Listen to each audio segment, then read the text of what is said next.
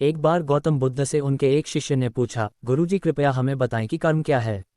गौतम बुद्ध ने अपने शिष्य से कहा कि कर्म को समझने के लिए मैं तुम्हें एक कहानी सुनाता हूँ। इस कहानी से तुम समझ जाओगे कि कर्म क्या है। बुलंदशहर का राजा घोड़े पर बैठकर अपने राज्य का भ्रमण कर रहा था। चारों तरफ भ्रमण करने के बाद वह एक दुकान के सामने आकर रुक गया।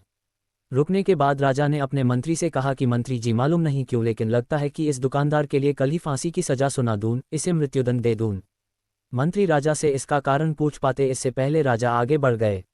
मंत्री ने इस बात का कारण पता करने के लिए अगली सुबह भेष बदली और आम जनता का रूप लेकर दुकानदार के पास जा पहुंचा। दुकानदार चंदन की लकड़ी बेचने का काम किया करता था। मंत्री ने दुकानदार से पूछा कि उसका काम कैसे चल रहा है। तब दुकानदार ने बताया कि उसका बहुत बुरा हाल है। लोग उसके दुकान पर आते हैं, चंदन को सूंघकर उसकी प्रशंसा करते हैं, लेकिन खरीदता कोई नहीं।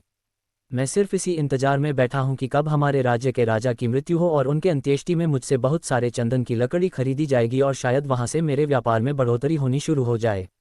मंत्री को सारी बात समझ आ गई कि यही वह नकारात्मक विचार है जिसने राजा के मन को भी नकारात्मक किया।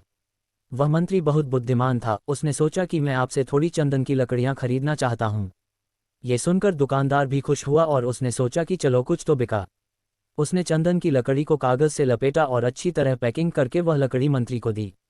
मंत्री अगली सुबह चंदन की लकड़ी लेकर राजा के दरबार में पहुंचे और राजा से कहा कि महाराज, वह जो दुकानदार है उसने आपके लिए तोहफे के रूप में चंदन की लकड़ी भेजी है। ये सुनते ही राजा बहुत खुश हुए और मन ही मन सोचने लगे कि मैं बेकार में उस दुकानदार के बारे में गलत बातें सोचा करता था। उसने चंदन की लकड़ी को हाथ में लिया, उसमें बहुत ही अच्छी सुगंध आ रही थी।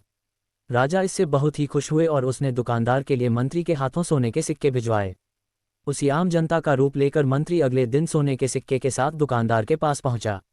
दुकानदार बहुत खुश हुआ और उसने सोचा कि मैं राजा के लिए कितनी गलत बातें सोचा करता था, राजा तो बड़े ही दयालु हैं। ये कहानी जब खत्म हुई तब गौतम बुद्ध ने अपने शिष्यों से पूछा कि अब आप बताएं कि कर्म क्या है। शिष्यों ने उत्तर देते हुए कहा कि शब्द ही हमारे कर्म हैं। हम जो काम कर रहे हैं वही हमारे कर्म हैं, जो हमारी भावनाएं हैं वही हमारे कर्म हैं। गौतम बुद्ध ने सभी शिष्यों के जवाब सुनने के बाद कहा, आपके विचार ही आपके कर्म हैं। अगर आपने अपने विचारों पर नियंत्रण करना सीख लिया तब आप महान बन जाते हैं। जब आप अच्छा सोचते हैं तब आपके साथ अच्छा होता भी है।